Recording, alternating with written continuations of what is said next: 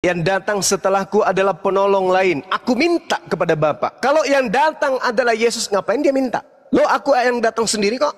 Tapi ternyata Yesus mengatakan, juga di dalam Matius 24, di situ sangat valid sekali dikatakan. Jadi ketika ada orang berkata, ada Yesus di sini, ada Yesus di sana, jangan kau percaya. Ada Yesus di padang gurun, jangan kau percaya. Ada Yesus dalam bilik, jangan kau percaya. Aku telah mengatakannya, camkanlah, aku telah mengatakannya terlebih dahulu kepadamu. Jadi kalau ada orang datang mengaku Yesus, ada di sini Yesus, jangan kau percaya. Sebab kedatanganku yang kedua nanti ditandai seibarat cahaya yang terlontar dari timur sampai ke barat, begitulah nanti keadaanku untuk pada saat aku datang yang kedua kalinya. Kisah Para Rasul 1 nomor 11. Yesus yang malaikat berkata, Yesus yang kau lihat terangkat ke langit akan datang untuk yang kedua kalinya, sama seperti engkau melihatnya ketika ia pertama kali terangkat ke langit. Berarti Yesus datang kedua kalinya, terakhir kali nanti, lengkap dengan jasadnya. Yang ditemui Ananias, yang menemui Paulus, yang menemui penulis kitab Wahyu, hanya suara saja, tidak ada jasad. Itu siapa? Akulah Yesus yang kau Assalamualaikum Bang Juma. Yesus berkata, Waalaikumsalam warahmatullahi wabarakatuh. Yesus berkata di dalam Lukas 10:18, aku Yesus melihat iblis jatuh dari langit berupa cahaya. Yang ditemui Paulus di Pulau Patmos berupa cahaya. Yang ditemui kemudian pengarang Wahyu juga berupa cahaya. Yesus datang menurut malaikat, datang bukan berupa cahaya saja, tetapi lengkap dengan jasadnya. Kalau itu dikatakan, oke, silakan Bang. Itulah, kan aku kan ini pikirnya kan gini. Ini kan Yesus muncul kedua kalinya itu dengan tanda-tanda cahaya ini dari timur ke barat. Loh, berarti sama seperti matahari. Iya toh? Iya Bang. Sekarang kalau matahari terbit, apakah cuma satu orang yang lihat atau semua orang di dunia? Nah, enggak. Artinya berarti ini berarti udah kiamat dulu ini. Pandai, Masya Allah, Subhanallah. Coba Anda baca Matius 24 itu. Apabila ada orang berkata, sebab aku akan datang, sebab anak manusia akan datang seperti cahaya bersinar di timur dan cahayanya terlontar sampai ke barat. Demikianlah nanti kedatangan anak manusia untuk yang kedua kalinya. Dan akan terdengar, apa itu?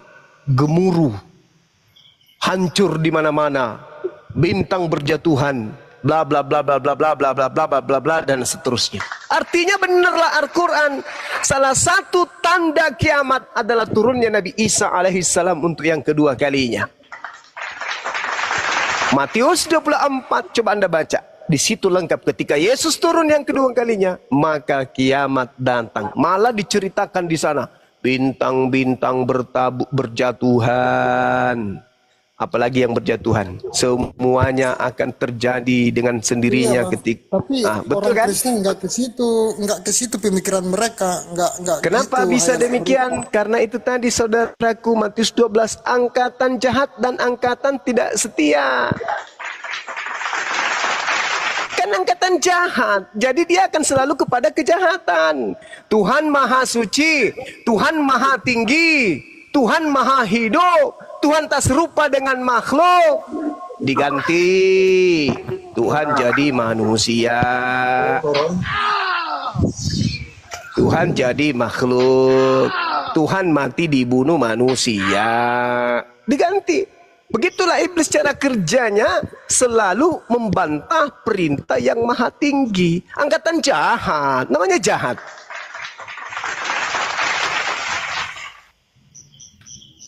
Silakan Bang. Artinya kan kalau mau memahami Bible, woi Juma tolor. Dari kecil apa itu sibuk kali ngurus sama orang lain? Jujur ya, aku nggak pernah baca Bible kan, jarang malah. Bahkan ke Masya gereja Allah. itu aku jarang. Makanya nggak tahu. Setelah pantas lah waktu itu aku minta ke paman kan, minta ke Iya, paman. Jujur ya bang ya, aku pamannya siap. pendeta juga, ada juga pendeta paman saya. Dulu saya minta Oh, Bible mau baca-baca belajar gitu kan tentang Tuhan Yesus, nggak iya. dikasih katanya ya. Kamu jangan imanilah, kuatkan iman katanya. Mm-mm. Nah, jadi aku suatu ketika dapatlah Bible kan, belajar baca-baca. Iya. Ya, jadi ngerti. Artinya aku lagi membelajar sama aku mengkosongkan pikiran aku. Aku nggak menganggap diri aku ini nggak punya agama, katakanlah. Walaupun kenyataannya kan aku agama Kristen, tapi aku mengkosongkan pemikiran saya, menganggap diri saya ini lagi mencari mana Masya ya Allah. Tuhan ini. Itu aku Oke, caranya nyari, ibarat kosong oke. kan mau ku isi apa gini. Betul, Nah, betul. setelah justru aku nemu kebenaran itu dari ini sendiri, dari Bible sendiri. Jujur, Mantap, Bang. mantap, Iya. mantap. Salut, Dengar salut, itu Daniel, dengar itu Daniel, kau itu Daniel, dengar itu. salut. Saudara Yunan, saya ingin bertanya Karena sedikit saja, boleh? iya ya, Bang. Silahkan, Bang. Iman Aku fans banget loh tanpa ini sama Bang Jom ini. iman tanpa perbuatan, hakikatnya mati. Betul ya? Iya, iya, iya. Benar ya? Oke, iman tanpa perbuatan hakikatnya mati. Betul itu. Imani saja tapi tidak diperhatikan itu mati. Nah, iman tanpa akal apa namanya, Bang? Nggak bisa, Bang. Nggak masuk. Kalau cuma sekedar imani saja, lo atas dasar apa imanmu? Oke, bagus. Kena ini, saudara ini kena. Kalau iman tanpa perbuatan adalah mati, ada yang lebih dahsyat lagi. Iman tanpa akal. Boleh nggak Tuhan pencipta langit dan bumi itu mati? Oh, enggak. Bahkan Nggak. Tuhan Berarti itu nggak malu, nggak takut, nggak seperti Yesus. berarti Eli. iman harus dengan akal, betul? Iya betul, Bang. Akal dulu baru beriman. Subhanallah. Subhanallah.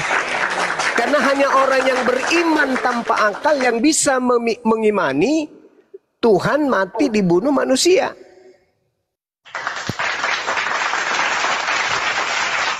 Kenapa kuda makan rumput? Karena kuda memandang rumput itu sama seperti coto Makassar. Kuda memandang rumput itu sama seperti ikan bandeng, ikan kakap, soto Banjar, sama seperti KFC. Melihatnya itu kenapa? Karena cuman percaya tok, hanya mengandalkan mata. Makan, ini adalah soto, ini adalah sate, makan kudanya lahap. Kenapa bisa demikian? Karena dia hanya modal percaya tanpa akal. Itu kuda. Tentu kita nggak mau disamakan dengan kuda dong. Nah pertanyaannya sekarang, ada orang kemudian beriman Tuhannya datang mati dibunuh oleh manusia. Apakah itu iman berdasarkan akal? Tidak. Saudara, kita akan berkata, oh kita punya iman tidak bisa dengan akal. Ya sudah, angkat tangan saya. Apa bedanya dengan orang yang dia makan ini mengatakan ya tidak akalnya tidak berfungsi, ya sama aja kan.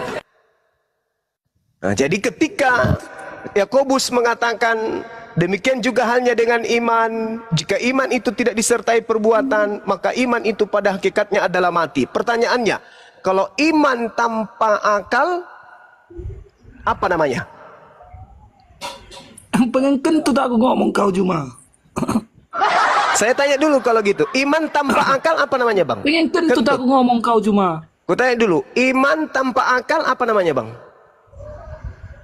Tai kucing kau cuma, Oh, tai kucing.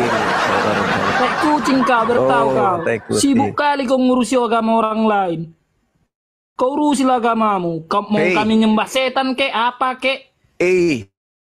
Apa hubungannya sama aku? Kitab yang kau gunakan tadi itu barusan kita buka loh di sini, Yesaya 64 nomor 4, seorang Allah. Bujang inam bertahu kau.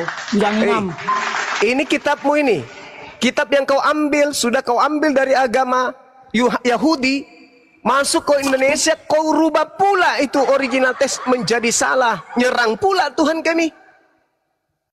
Seorang Allah katanya. Gak usah kau mati-matikan mikrofonku toh. Harusnya di situ seorang Sibuk, teos atau seorang dewa. Jangan kau ambil Kau Tuhan urusin kami. agamamu, bujang. Loh, kalau kamu nggak mau disentuh agamamu, jangan main api dong. Kalau celeng kayak gini turunin ngapa? Biar enak kita diskusinya. Tapi- Celeng dinaikin. Tapi kan Indonesia juga butuh lihat orang Kristen tabiatnya seperti apa, akhi. Jangan yang ditahu cuman Islam aja dong. Orang Indonesia juga harus lihat, oh ini loh Kristen, ini loh penghujat-penghujat itu. Jadi dalam hal ini aparat juga melihat, oh ternyata memang Kristen yang memancing. Padahal tadi orang sudah menjelaskan baik-baik, datang-datang dia kasar. Gitu loh maksudnya. Jadi biarkan dulu dia menghujat, biarkan dulu dia kita perlihatkan ini loh sebabnya. Karena kita menyatakan ini kan betul. Di dalam Bible-nya dia, ya mereka ambil terjemahannya dari agama lain. Yesaya 6:4 kan dia keciduk tadi tuh. Seorang Allah. Seorang Allah. Padahal di situ Elohim. Elohim ini kalau diterjemahkan ya Tuhan. Atau Adonai. Dalam bahasa Ibrani. Atau Hashem kalau saudara-saudara kita, sorry bukan Hashem, tapi dia mengatakan Eloah kalau dia tunggal, Elohim kalau dia jamak, tapi tidak ada hubungannya dengan Allah di sini. Nah ini harus diperlihatkan kepada saudara-saudara bahwa kenapa umat Islam itu hadir di sini, Akhi Sugi ada di sini, Dinda Natalia ada di sini, Adinda Fandi ada di sini, saya ada di sini, karena orang Kristen melalui lembaga Indonesia melakukan penistaan secara sadar, secara terstruktur, secara terencana, masif dan bergelombang, bergerombol, bersama-sama, kompak, berjamaah melakukan penyesatan dan penistaan terhadap agama Islam. Apa bukti penyesatan dan penistaan agama Kristen kepada umat Islam? Salah satunya yang tadi, Yesaya 64 nomor 4. Allah dikatakan seorang Allah. Adapun dia menuliskan A kecil LLAHA itu cuma trik yang jelas terciduk. Dia mengatakan seorang Allah. Satu-satunya sumber kata Allah yang mereka baca Allah hanya Allah dari Al-Quran. Kenapa? Karena Allah dalam Al-Quran ketika dilatinkan tulisannya adalah ALLAH. KBBI Allah ALLAH adalah nama Tuhan dalam bahasa Arab. Indonesia tidak menggunakan bahasa Arab. Indonesia menggunakan bahasa Indonesia. Bahasa yang kita cintai, bahasa Indonesia. Bible ketika diterjemahkan ke dalam bahasa Indonesia justru mengambil Tuhannya umat Islam masuk ke dalamnya. Menandakan bahwa ini adalah penistaan yang nyata dilakukan oleh Kristen secara agama. Bukan secara oknum, tapi secara agama, secara lembaga. Kristen telah menistakan agama Islam. Bukti akurat. Seperti itu. Silakan Saudara Daniel, kalau mau cakar-cakaran, saya juga punya tangan. Silakan. Enggak gitu belajarnya Bang Daniel. Enggak kayak gitu. Nah, Belajar itu tuh orang- kalau cerdas tuh orang cerdas diam ngangguk. Itu aja. Masya Allah. Dengar itu Saudara Daniel. Enggak kayak gitu Daniel. Jujur ya awal-awalnya juga aku dengar-dengar yang kayak gini. Aku membantahnya tuh sambil ngehayal, ngebayangin si bapak pendeta tuh di depan kita, ngebayangin. Jadi ku coba tuh gimana ya caranya nih biar bisa paham gini. Ya jalan satu-satunya ya itu hilangin doktrin. Dikosongkan Bang pikirannya Bang biar masuk. Coba dicoba Iman Bang. ya, Coba betul. Bang, serius Bang. Coba dicoba Bang Daniel. Serius Bang. Gua kayak gitu Bang. Soalnya secara data kita mau debat mau sepanjang mau kemana kita debat, bantahannya ke kita juga diisi kitab kita sendiri Bang bantahannya. Nggak bisa kita mau kemana tuh nggak bisa Bang.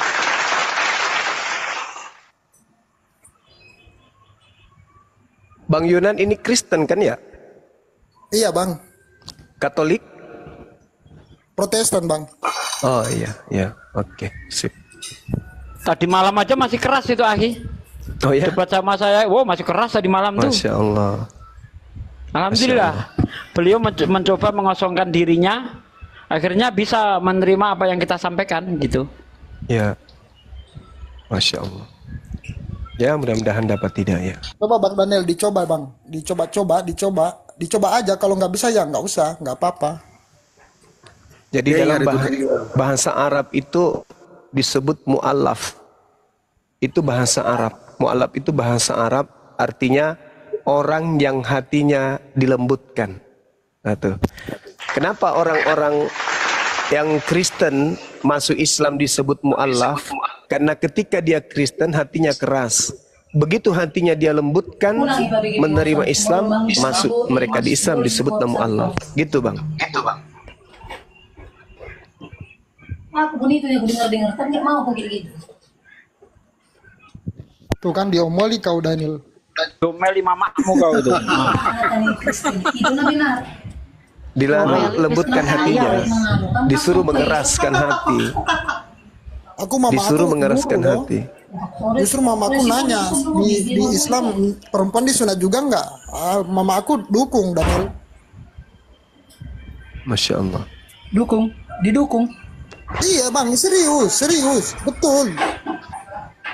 Kan keluarga yang dukung, bukan keluargaku. Nggak apa-apa, Iya. suka kasih Oh itu. diomeli mamamu Bang, aku enggak. Mana ada diomeli aku? Bonga.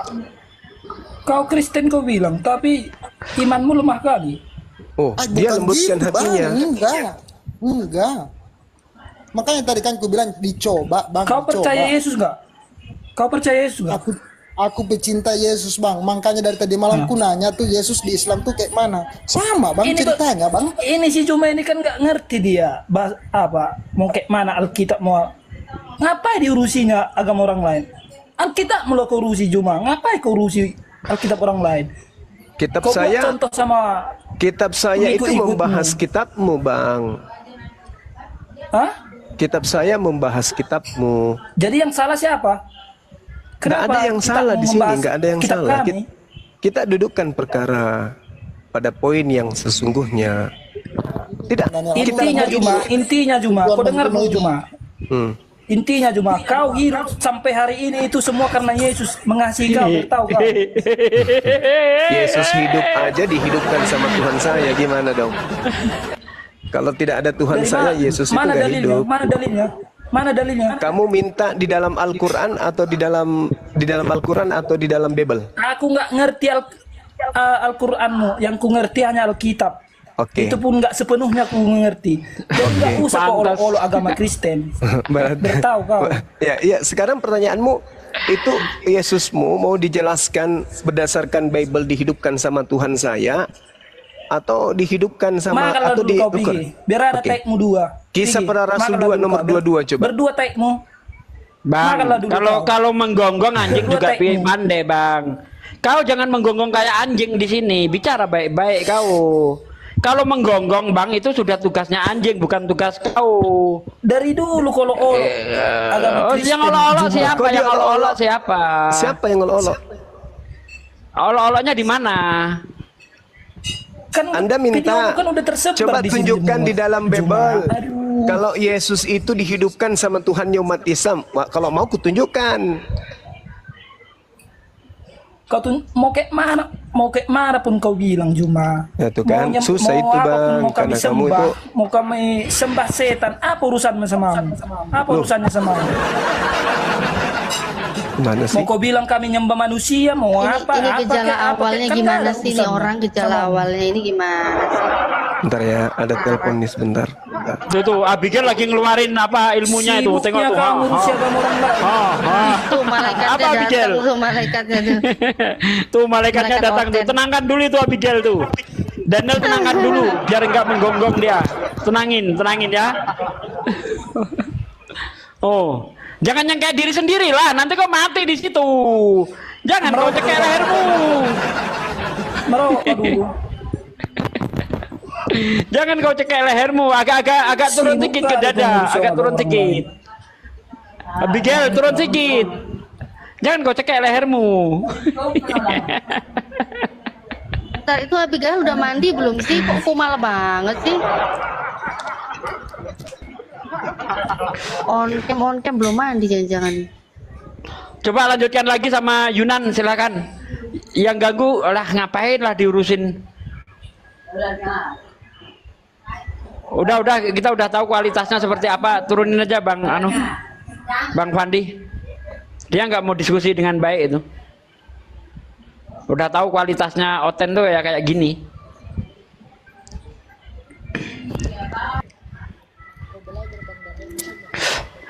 Silakan Bang Yunan, apalagi Bang Yunan. Ambil tuh 2 kitab kan, perjanjian lama, kalau perlu kitab Tanak Bang, sama perjanjian baru. Baca timang-timang Bang.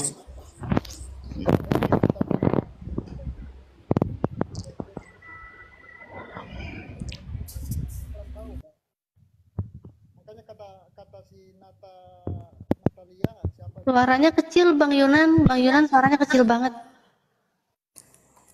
Halo? Bang? Ya udah. Gimana Bang? Ya gini, kayak Bang Daniel tadi, kalau mau belajar coba diambil kitab, kalau perlu tuh kitab Tanak juga diambil sama perjanjian baru, ditimang-timang ajaran Yesus. Ini jadi katakan jadi seperti 2 ajaran loh, ajaran Yesus sama ajaran Rasul Paulus, kayak gitu Daniel. Udah, pokoknya Oten tuh paham udah, cuma menolak karena dogma kan. Kehayal tuh, kebayang di pikiran itu, wajahnya pendetanya itu kebayang. Sama aku juga kayak gitu, ingin belajar, ingin mengetahui, kebayang tuh doktrin dogma dari Pak Pendeta yang ada di gereja, kehayal. Nah makanya kan aku bilang Ini Bang Jun, Daniel, Natalia, coba Kristen ya? Jun. Iya sebentar. Jun? Lanjut Bang, lanjut. Aku sih itu aja, nggak banyak. Sama ini lagi satu, Bang Juma, aku ngepens banget Bang. Karena video-video abang ini aku kayak gini Bang. Masya Allah. Ya lanjut Jun. Iya sebentar. Izin sebentar ya Bang Yunan ya, nanti bisa dilanjut lagi. Jun? Jun ini mic-nya dibuka dulu Jun. Nggak mau ngomong ya? Ya udah di bawah ya, lepaskan. Lanjut Bang Yunan. Nggak banyak sih yang mau disampaikan, cuma itu aja. Selebihnya minta nasihatnya aja gimana ke depannya nanti. Kalau nasihatnya sih Bang, kalau emang udah yakin sih ya jangan ditunda-tunda Bang. Itu aja sih, tapi terserah keputusannya di tangan Bang Yunan. Silakan Ustadz Sugi mau masuk kayaknya nih Ustadz Sugi. Iya, seperti yang tadi siang kita katakan, kalau abang sudah siap dipercepat saja. Kalau Anda tahu betapa mulianya orang menjadi Islam, Anda itu tidak akan rela menjadi kafir walaupun 1 detik. Ya, tidak akan rela menjadi kafir walaupun hanya 1 detik saja, Bang. Karena orang Islam itu sangat dimuliakan Allah. Kuntum khairu ummatin ukhrijat linnas ta'muruna bil ma'ruf wa tanhauna 'anil munkar wa tu'minuna billah. Kamu ini umat yang terbaik yang diadakan untuk manusia, untuk menegakkan yang mungkar dan Abigail, ya, ta'muruna bil ma'ruf, ya, kita itu disuruh untuk menyebarkan kebaikan dan mencegah terjadinya kemungkaran, wa tanhauna 'anil munkar. Nah, jadi orang Islam ini orang-orang yang sangat dimuliakan oleh Allah Subhanahu wa taala. Jadi kalau bisa Bang, jangan sampai Anda menunda ya untuk mendapatkan hidayah. Hidayah itu sangat mahal. Iman itu perkara yang sangat mahal. Kadang orang untuk mempertahankan iman itu sampai rela kehilangan nyawanya Bang. Tidak apa-apa aku mati walaupun aku dalam keadaan beriman. Begitu. Arya, apa Bang? Cak Sugi, bisa nggak jelaskan orang-orang kafir ini ketika masuk neraka, Cak Sugi? Dalam Al-Quran sangat jelas sekali dikatakan innalladzina kafaru min ahlil kitabi wal musyrikina finaril jahannam khalidina fiha ulaika hum sarul bariyah orang-orang kafir dari ahli kitab dan orang-orang musyrik, mereka itu akan di dalam neraka selama-lamanya, kekal selama-lamanya, dan termasuk seburuk-buruk makhluk. Makanya tadi saya katakan, kalau Anda mengetahui betapa mulianya orang di Islam itu, Anda tidak akan menunda kekafiran Anda, ya. Anda tidak akan mempertahankan kekafiran Anda walaupun hanya 1 detik. Anda tidak akan menunda untuk mendapatkan hidayah walaupun hanya 1 detik. Karena orang-orang kafir itu lebih rendah dari makhluk apapun. Makanya di situ dikatakan sarul bariyah, seburuk-buruk makhluk. Nah, seperti itu, Bang. Nah, bagaimana Bang tadi? Kan saya minta KTP Anda tuh. Anda udah kirim belum ke saya? Aduh, jauh Suaranya, banget. Bang, suaranya Bang. Lagi Bang, sekarang ini aja nggak di rumah ini Bang. Kenapa? Lagi nggak kondusif.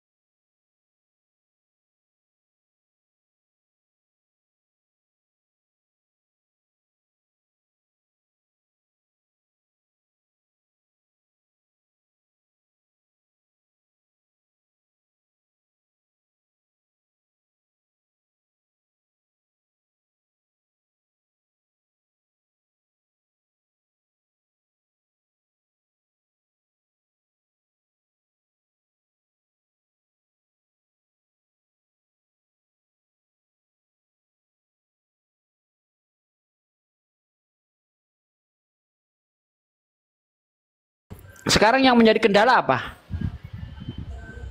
Ya itu identitas saya Bang, KTP mama saya juga lagi ke sana, ke rumah saudaranya, ke tante. Ini saya nggak maksa ya netizen, nggak ada saya maksa. Kita hanya menganjurkan karena betapa bahayanya ketika orang mati dalam keadaan kafir. Saya nggak mau maksa, nggak mau. La ikraha fiddin, saya tahu aturan Islam la ikraha fiddin. Tidak ada paksaan di dalam agama. Cuma saya memperingatkan betapa bahayanya orang mati dalam keadaan kafir. Karena efeknya itu neraka selama-lamanya.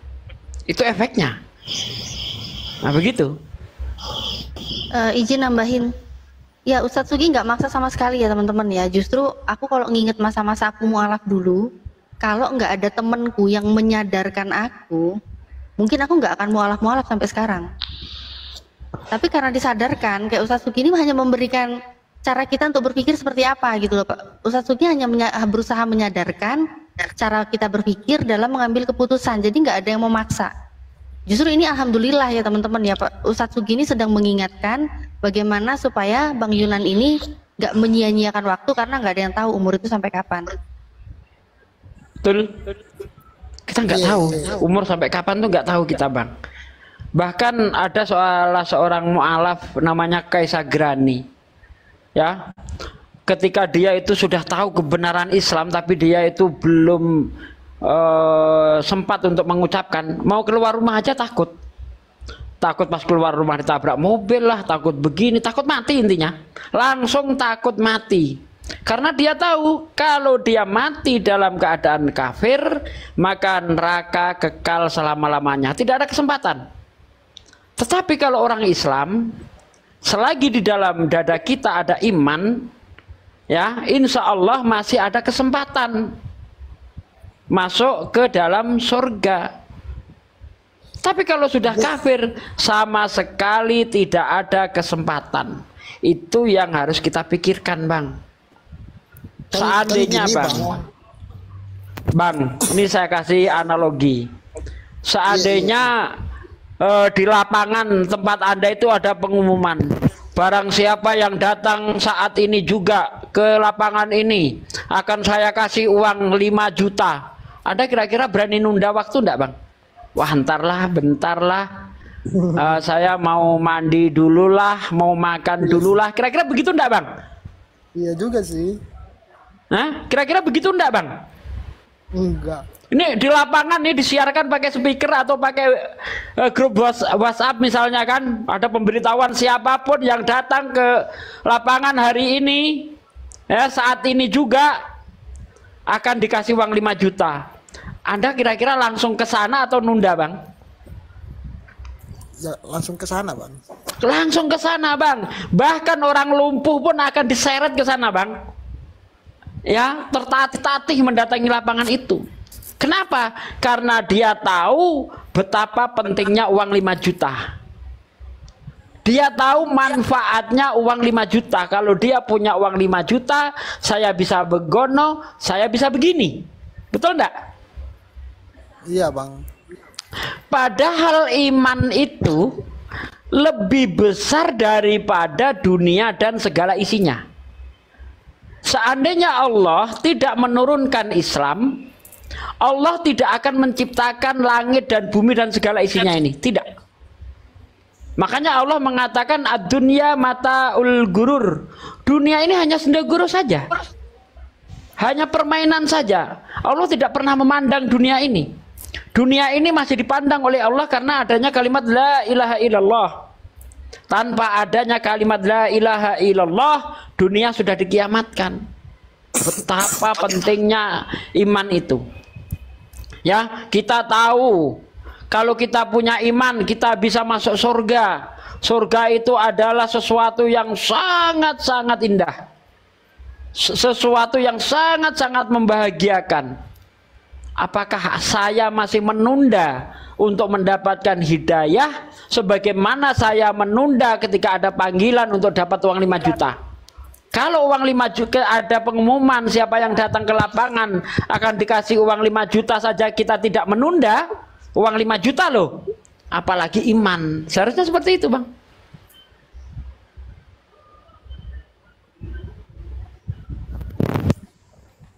Iya, maksudnya gini, Bang. Ini kan aku lagi kacau juga kan ini, Bang. Aku aja takut mau ke rumah ini. Terus juga Karena Tuhan karena Allah di ini dalam kan, hatimu belum ada Allah. Kalau di dalam hatimu sudah ada Allah, nggak ada yang perlu ditakuti, Bang. Nggak ada. Apa yang perlu ditakuti? Makhluk kecil, makhluk tidak kuasa, Allah kuasa. Coba hadirkan Allah di dalam hatimu. Insya Allah Anda tidak akan punya rasa takut. Takut hanya kepada Allah saja. Begitu, Bang.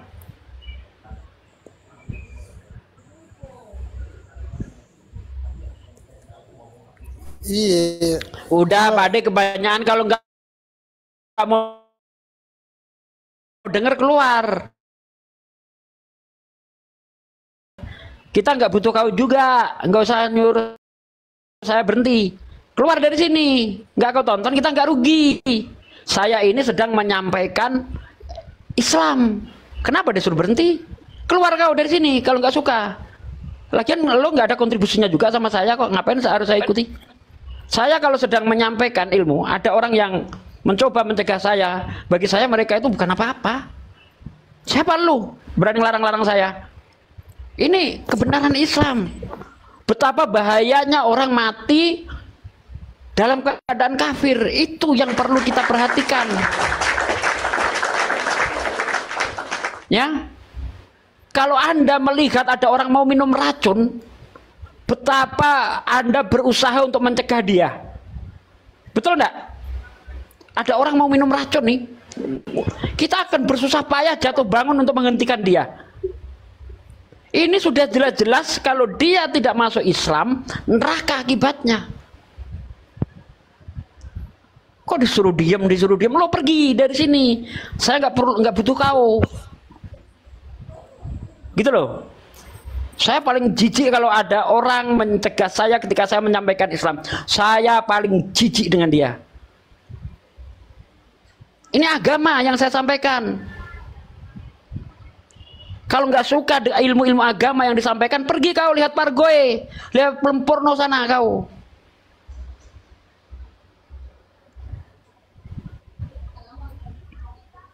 Silakan Bang Yunan.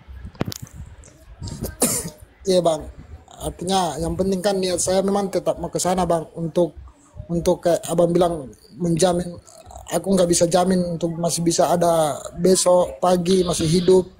Artinya kan Tuhan Allah ini kan dia kan tahu kan niat saya kan kemana gitu bang. Saya kan juga maunya ini sama-sama mama, barengan dengan mama itu syahadatnya, maksudnya gitu. Di video, jadi, di foto. Coba saya tanya sama abang, Anda percaya hanya ada satu Tuhan? Kecil bang, kecil, suaranya kecil bang, kecil bang, suaranya bang. Halo. Ya, Anda percaya hanya ada satu Tuhan, yaitu Ini Allah? Nggak bisa keras-keras ngomong bang, takut. Iya, nggak apa-apa, nggak apa-apa. Anda percaya hanya ada satu Tuhan, yaitu Allah? Tuhan Allah iya, Tuhan yang mengutus Percaya. Tuhan yang mengutus Yesus. Percaya. Oke, Anda percaya Nabi Muhammad utusan Allah?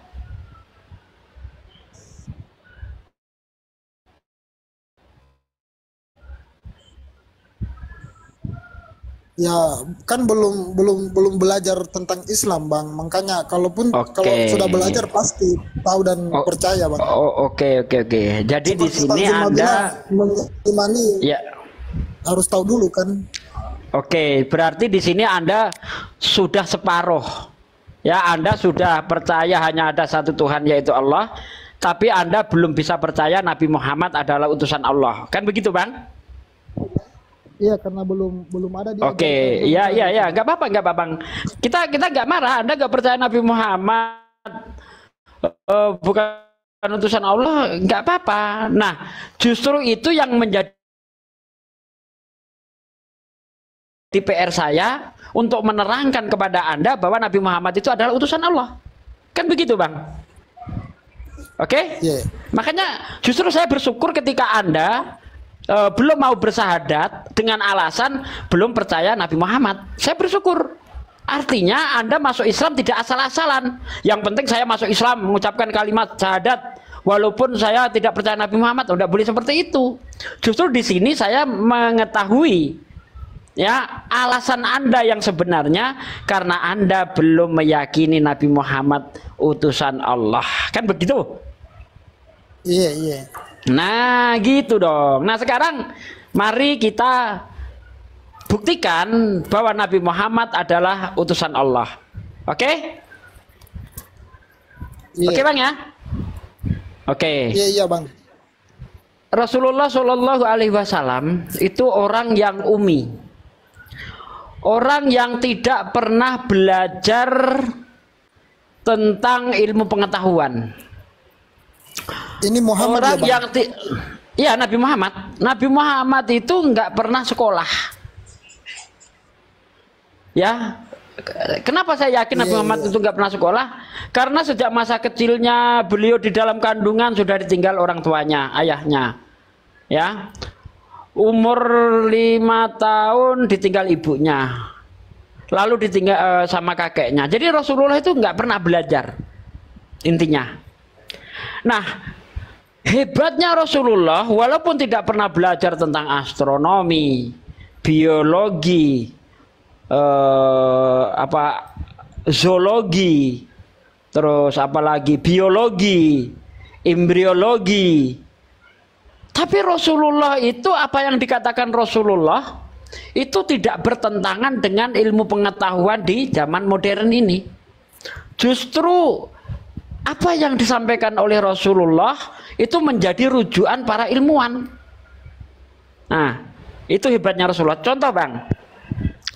Rasulullah melalui Al-Quran tentunya ya, mengatakan bahwa di dalam laut ada api.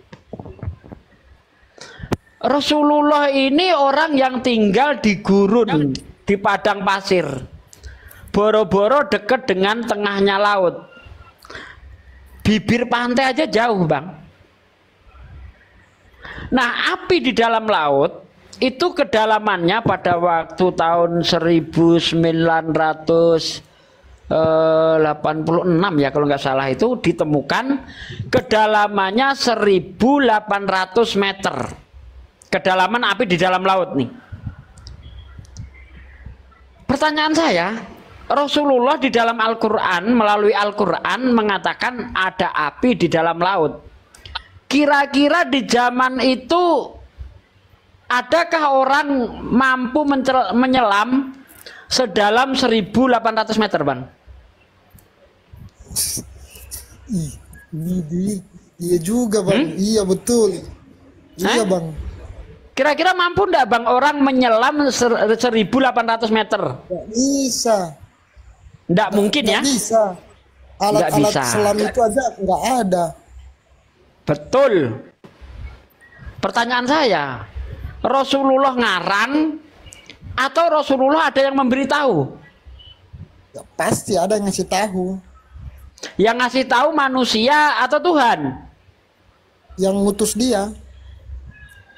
Karena kalau manusia tidak mungkin. Kenapa? Karena pada waktu itu orang belum mampu menyelam 1800 meter, betul? Iya. Nah, nggak mungkin. Satu, udah terbukti ya. Rasulullah adalah utusan Allah. Karena apa yang dinyatakan Rasulullah, yang mungkin di zaman dulu 1400 tahun yang lalu itu dianggap sebuah hoax karena orang belum bisa membuktikan, tetapi di zaman sekarang, manusia bisa membuktikan memang di dalam laut ada api. Itu di dalam surah Al-Hadid seingat saya. Bisa nunjukkan enggak, Bang Fandi, ada laut di dalam api dalam Al-Quran?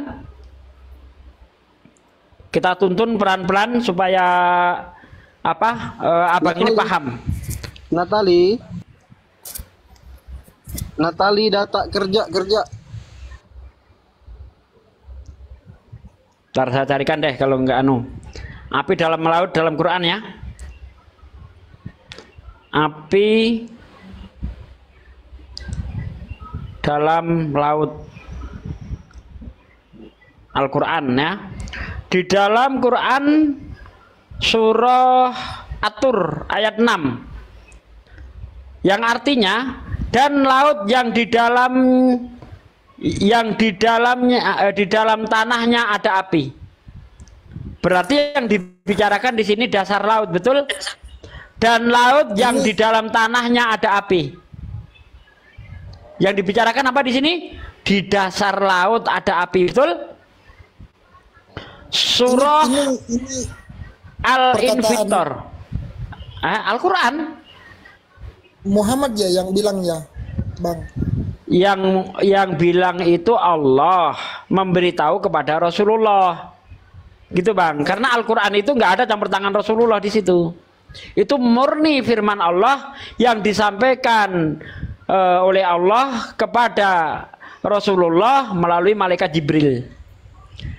Di dalam surah Al-Infitor ayat 3 yang artinya, dan apabila lautan menjadi meluap. Surah At-Takwir ayat 6 yang artinya, dan apabila lautan dijadikan meluap. Nih. Jadi di ayat 6 tadi At-Takwir di situ sangat jelas dikatakan, dan di dalam laut dan lautan yang di dalam tanahnya ada api. Api di dalam laut 1800 meter. Dari mana Rasulullah tahu? Anda sudah menjawab, dari yang mengutusnya. Betul Bang ya? Oh berarti gini Bang konsepnya. Itu mengenai api di dalam laut itu Muhammad dapatnya dari Tuhan Allah kan, melalui malaikat. Betul. Berarti Tuhan Allah ngasih tahu ke Muhammad lewat malaikat. Kemudian Muhammad memberitahu lagi, mengabarkan kepada murid-muridnya, begitu ya Bang ya? kepada sahabat-sahabatnya, kepada umatnya, Bang. Kepada umatnya. Iya, Berarti kayak betul. gitu ya konsepnya ya Bang. Iya.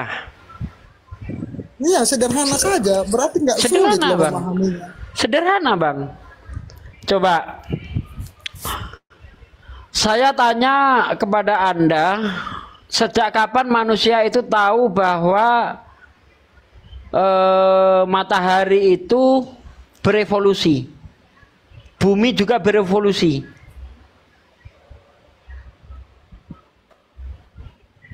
Ya itu nanti ditahu di zaman modern ini Bang. Iya, di zaman modern ini, Bang, betul.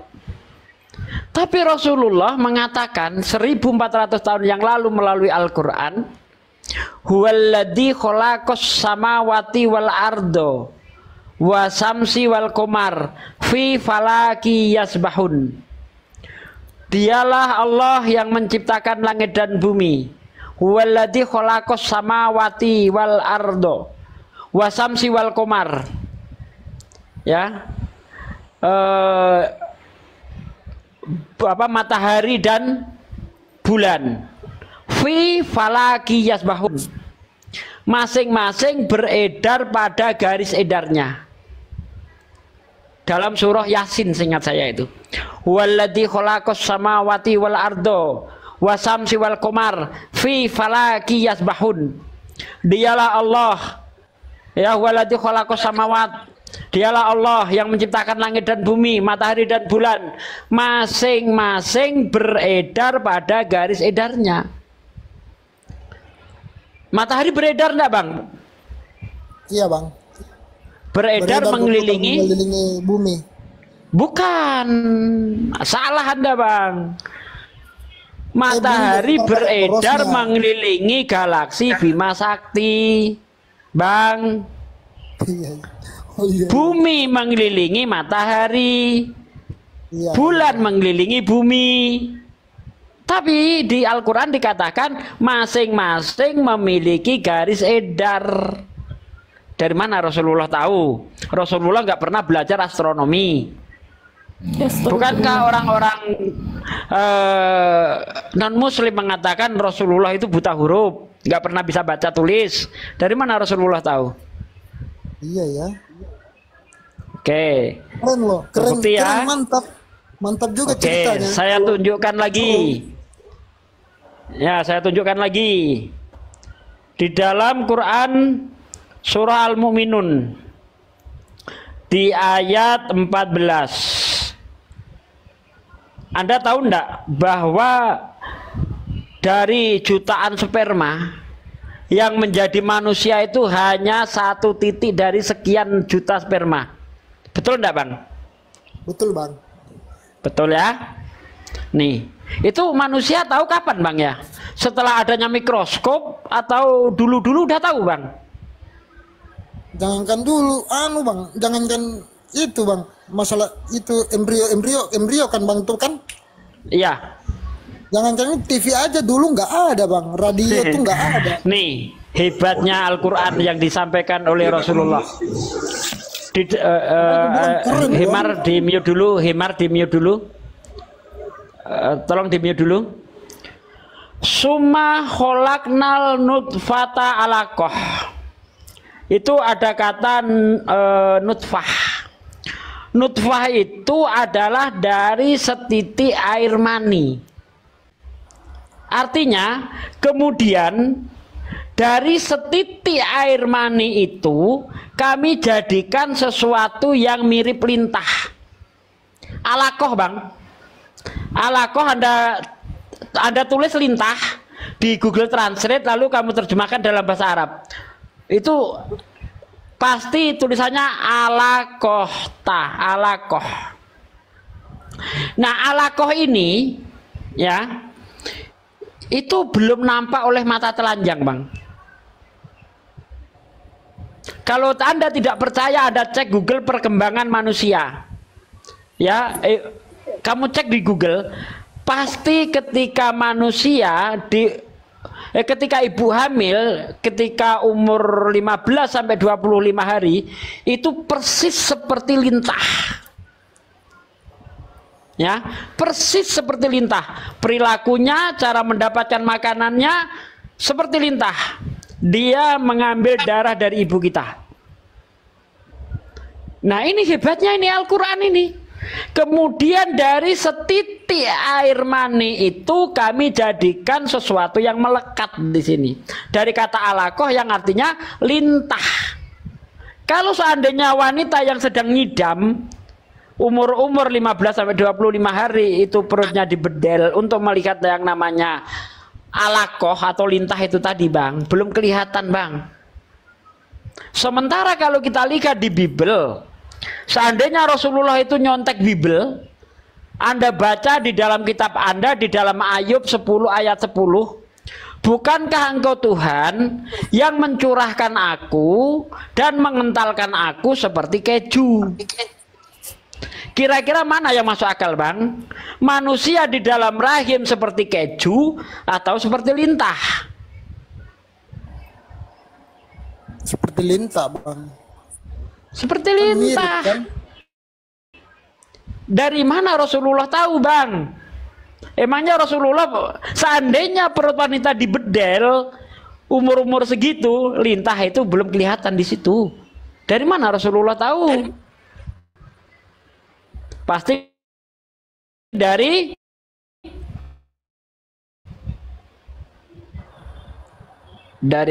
Allah Subhanahu wa taala, sang pencipta manusia, langit dan bumi. Tuh, Al-Quran tidak pernah berselisih dengan ilmu pengetahuan, Bang. Tidak pernah berselisih. Tapi Bible berselisih. Nih, sekarang kita ke Bible ya. Di dalam kitab Kejadian 1 ayat 3. Berfirmanlah Allah, jadilah terang. Maka terang itu jadi. Allah melihat terang itu baik. Maka dipisahkanlah yang gelap itu dari terang. Yang terang dinamakan siang, yang gelap dinamakan malam. Allah melihat semuanya itu baik, jadilah petang, jadilah pagi, itulah hari pertama. Betul enggak, Bang? Hari pertama ada terang kan? Kitab Kejadian 1 ayat 3 kan? Iya. Betul. Kejadian 1 ayat 14 sampai ayat 19, berfirmanlah Allah, jadilah benda-benda penerang untuk memisahkan gelap dari terang sebagai tanda waktu, bulan, dan masa-masa dan tahun-tahun. Ayat 16, Allah menciptakan dua benda yang sangat besar di cakrawala untuk menerangi bumi, yakni benda yang lebih besar untuk menguasai siang, benda yang lebih kecil menguasai malam. Allah juga menciptakan bintang-bintang di cakrawala. Allah melihat semuanya itu baik, jadilah petang, jadilah pagi, itulah hari keempat. Masuk akal enggak, Bang? Di hari pertama ada terang tapi mataharinya nongol di hari keempat, Bang. Bang, kurang mencerna, Bang, kalau bahas yang ininya, yang bagian ini, Bang, aku kurang mencernanya, Bang, jujur. Coba, ya ini memang kenapa Anda tidak mencerna? Karena ada terguncangan di dalam diri Anda. Ternyata kitab yang Anda imani selama ini, yang Anda percayai firman Tuhan, ternyata isinya tidak sesuai dengan fakta. Itu yang membuat Anda itu agak susah menerima, betul? Ya juga mungkin. Saya ini ahli kejiwaan, jangan ditipu-tipu, tidak bisa. Saya ahli kejiwaan. Nah, itu tadi, Bang. Ini saya sederhanakan. Di hari pertama ada terang. Mataharinya diciptakan hari keempat. Mungkinkah ada terang tanpa adanya matahari?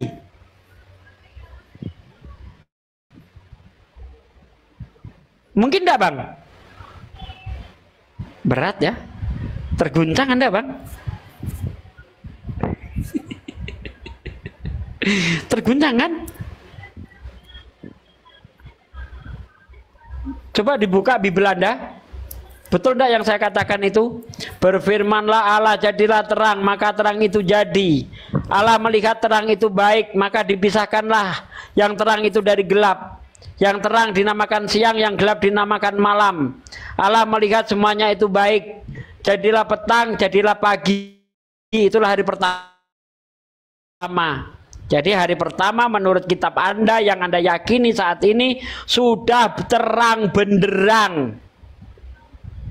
Tapi anehnya matahari diciptakan hari keempat. Masuk akal, Bang? Biar sekalian babak belur iman Anda, Bang. Ayo, Bang. Karena kalau Anda orang berpikir, Anda akan menjawab jujur. Tidak mungkin. Anda masih berani jujur? Berani jujur, Bang? Susah, Bang. Memang jujur itu susah, Bang. Apalagi terkait dengan iman. Ini di sini Anda masih katanya mau melepas dogma, tapi Anda di sini belum bisa lepas dari dogma. Ayo lepas, buang dogma, buang, supaya akal Anda tercerahkan. Bang Yunan, jangan pingsan, Bang. Halo, halo. Halo. Ya. Masuk Ya, akal gini, Bang, kah? maksudnya. Enggak, Bentar, enggak, Bang. Enggak. Ya, silakan. Enggak serala sih. Gimana caranya mau terang sementara mataharinya muncul, si pemberi terangnya ini muncul nanti 4 hari enggak mungkin, Bang. Mantap. Masih percaya itu firman Tuhan? Lah, masa Tuhan sih ngasih yang enggak masuk akal ke ininya, ke makhluknya. Nah, mantap, mantap. Satu lagi, Bang, ini perlu dikritisi, Bang. Anda tahu enggak, Bang? Siang dan malam Ini itu jujur terjadi ya. karena apa, Bang? Ini jujur ya, Bang ya. Emang kayak gitu. Bunyinya kayak gitu. Aku pun ini secara pribadi mencernanya tuh, loh, ngambang, enggak masuk akal. Masa Oke. ini Oke, Bang. loh, Oke, kok kita bisa lanjut sih lagi ya. Penerangnya enggak belum ada.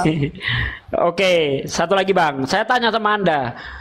Terjadinya siang dan malam itu karena apa, Bang? Waktu kita sekolah diajari apa, Bang? Bumi berotasi. Betul enggak, Bang? Bumi berputar pada porosnya sehingga menyebabkan terjadinya siang dan malam. Betul enggak? Siang dan malam, ya betul. Karena bumi berotasi kan? Iya. Bumi berotasi itu disebabkan apa? Gaya gravitasi, betul? Betul ya? Yang Iya. gravitasi. Betul, gaya gravitasi, gaya tolak menolak atau tarik menarik antara bumi dan matahari menyebabkan bumi berputar pada porosnya. Adanya gaya menyebabkan bumi itu bereaksi sehingga dia berputar pada porosnya. Selain menyebabkan dia berputar pada porosnya, juga menyebabkan dia berevolusi mengelilingi matahari. Betul? Ayo kita kembali lagi ke SD, Bang. Ke SD kita, balik ke kelas 6 SD, kelas 4 SD nih. Ya? Ya. Bagaimana mungkin ada bumi berotasi di hari pertama, mataharinya nongol di hari keempat?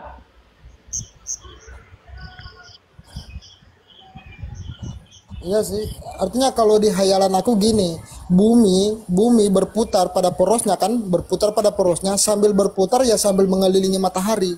Betul. Itu kalau memang hayalan saya sekarang, Bang. Bukan Begitu. hayalan, memang itu fakta, Bang. Itu namanya berotasi dan berevolusi. Berotasi bumi berputar pada porosnya, berevolusi bumi mengelilingi matahari. Berputar sambil berputar mengelilingi matahari. Betul Anda. Nah, itulah nanti bumi berotasi itu, berevolusi itu, berotasi itu yang menyebabkan bumi terjadinya pergantian siang dan malam. Bumi bergerak terus, mataharinya dari sini nih, nah bergerak. Ini yang diputar gini jadi malam dia, yang terkena sinar. Inilah yang siang. Bagaimana ada siang dan malam di hari pertama kalau bumi belum berotasi dan belum berevolusi? Karena untuk bisa berotasi dan berevolusi harus ada gaya gravitasi. Gaya gravitasi terjadi kalau ada matahari.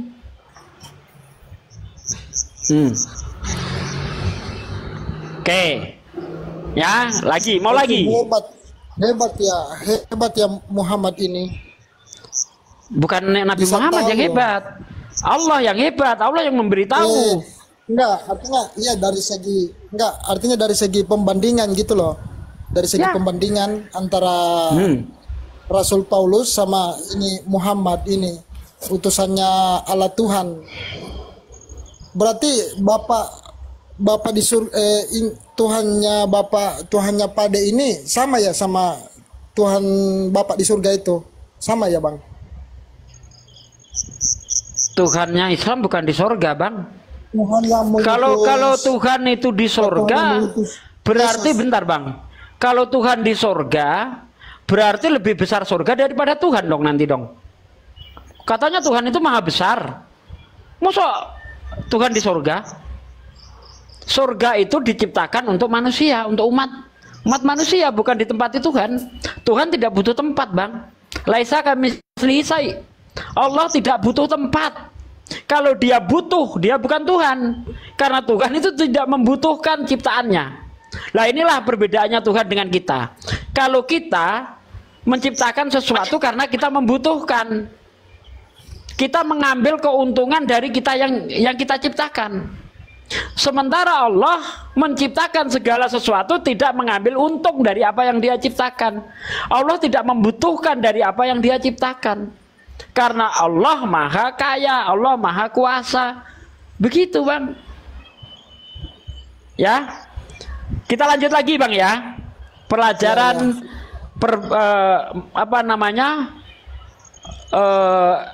kitab suci dan ilmu pengetahuan. Mana yang sinkron Al-Quran atau Bible. Kita tidak bisa membandingkan kitab suci dengan kitab suci, Bang. Tidak boleh. Karena apa? Kalau kita berbicara tentang bentar Bang User. Bentar ya, bentar. Saya mau ngasih tahu, kitab suci dengan kitab suci tidak bisa dibandingkan. Karena kalau kita berbicara kitab suci itu nanti kembalinya ke iman. Makanya itu, untuk bisa membandingkan kitab suci dengan kitab suci harus kita hadirkan pihak ketiga. Makanya saya membawa ilmu pengetahuan untuk Setuju, Bang. Ya, Oke. Betul, Bang. Menurut Bible dalam kitab Kejadian 1 ayat 16, ya, Allah menciptakan dua benda yang sangat besar. Allah menciptakan dua benda penerang yang sangat besar di cakrawala untuk menerangi bumi. Benda yang lebih besar untuk menguasai siang, benda yang lebih kecil untuk menguasai malam. Jadi Kejadian 1 ayat 26 menerangkan kepada kita bahwa bulan dan matahari sama-sama benda penerang. Artinya benda itu memiliki sinar sendiri. Bulan tidak memantulkan cahaya matahari menurut Bible karena sama-sama benda penerang. Betul? Iya. Padahal ilmu pengetahuan menjelaskan kepada kita bahwa bulan memantulkan cahaya matahari. Betul enggak? Iya, betul. Fenomena ini bisa kita lihat ketika terjadi gerhana bulan. Kenapa bisa terjadi gerhana bulan? Karena posisi bumi ada di tengah. Ini bumi, ini matahari, ini bulan. Jadi sinar matahari terhalang oleh bumi, menyebabkan bulan gelap. Kalau bulan ini memiliki sinar sendiri, walaupun bumi di tengah, bulan tetap bersinar. Betul enggak? Iya. Betul. Berarti bulan tidak memiliki sinar sendiri, tidak bisa dikatakan benda penerang. Karena dia memantulkan cahaya matahari. Nah, mana orangnya? Di dalam Quran surah Yunus ayat 5 dikatakan begini. Ayat 5 ya. Huwallazi ja'ala samsa dia awal qamara nuron. Ya, artinya dialah yang menjadikan matahari bersinar dan bulan memantulkan cahayanya. Dari kata nuron. Nuron itu cahaya yang dipinjamkan. Ya, nih jelas Al-Quran tanpa tafsir-tafsir. Dialah Allah yang menciptakan matahari dan bulan adalah cahaya yang dipantulkan. Sejak kapan manusia tahu bahwa bulan itu memantulkan cahaya matahari? Baru kemarin sore. Tapi Al-Quran 1400 tahun yang lalu tanpa ragu menyatakan bulan memantulkan cahaya matahari. Allahu Akbar.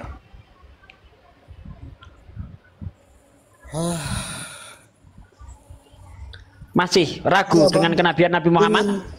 Pingin belajar, pingin gimana ya, pingin banyak waktu gitu Pingin banyak waktu mau belajar tentang Islam, mengenal Pertanyaan Muhammad saya, itu. Pertanyaan saya, masih ragu dengan kenabian Nabi Muhammad? Setelah saya buktikan berbagai macam, itu baru secuil itu. Belum. Masih ragu kenabian Nabi Muhammad? Artinya gini Bang, untuk Nabi Muhammad, aku bukan ragu pun, bukan percaya pun, bukan ragu Bang. Enggak ke situ. Makanya kan pingin banyak waktu gitu, mau belajar banyak tentang Nabi Muhammad. Itu kayak mana gitu, tentang Tuhannya Nabi Muhammad itu kayak mana gitu. Nah kalau sekarang bagaimana posisi Anda Bang? Posisi Anda sudah percaya Nabi Muhammad atau belum sekarang ini? Dia adalah seorang Nabi. Ya kalau dari penjabaran si Abang tadi kan wow, artinya wow dong dengan kitab yang dia bawa itu. Tahu. Jadi Anda sudah mulai percaya dengan kenabian Nabi Muhammad ya? Iya, dan itu kan terbukti, bisa dibuktikan kan. Gini Bang, kalau Anda sudah percaya dengan kenabian Nabi Muhammad, ya, Anda nanti belajar, nanti Anda belajarnya setelah masuk Islam. Untuk masuk Islam, Anda tidak harus belajar penuh dulu, tidak harus nunggu jadi ustadz dulu. Yang penting Anda sudah punya bekal untuk mempercayai Nabi Muhammad sebagai Tuhan, utusan Tuhan, gitu loh. Pertanyaan saya, Anda percaya hanya ada satu Tuhan yaitu Allah? Percaya Bang. Anda percaya Nabi Muhammad utusan Allah? Kalau masalah Nabi Muhammad, gini loh Bang, dengan penjabaran Abang tadi kan, dengan penjabaran Abang tadi tentang Muhammad, aku udah mulai sedikit memahami ternyata hebat loh kitab yang dibawa sama dia, bisa mengetahui. Dulu kan dikatakan sudah dijelaskan dulu kan lewat Al-Quran, dan terbukti dengan sekarang dengan adanya ya ini kayak penelitian dari apa yang betul. Dari apa yang saya terangkan tadi membuktikan Nabi Muhammad nabi atau bukan? Iya betul Bang, makanya aku bilang berarti betul ini Muhammad ini utusan Tuhan Allah. Nah, makanya tadi ketika saya tanya Anda jangan ragu untuk menjawab. Saya ulang lagi bertanya kepada Anda, ya. Anda percaya hanya ada satu Tuhan yaitu Allah? Ya percaya Bang, Tuhan Allah itu percaya Bang, cuma satu Bang. Anda percaya Nabi Muhammad utusan Allah dari keterangan saya tadi? Dari keterangan Abang sih iya mulai sedikit paham. Percaya ya? Karena terbukti Bang, terbukti itu nyata Bang. Iya.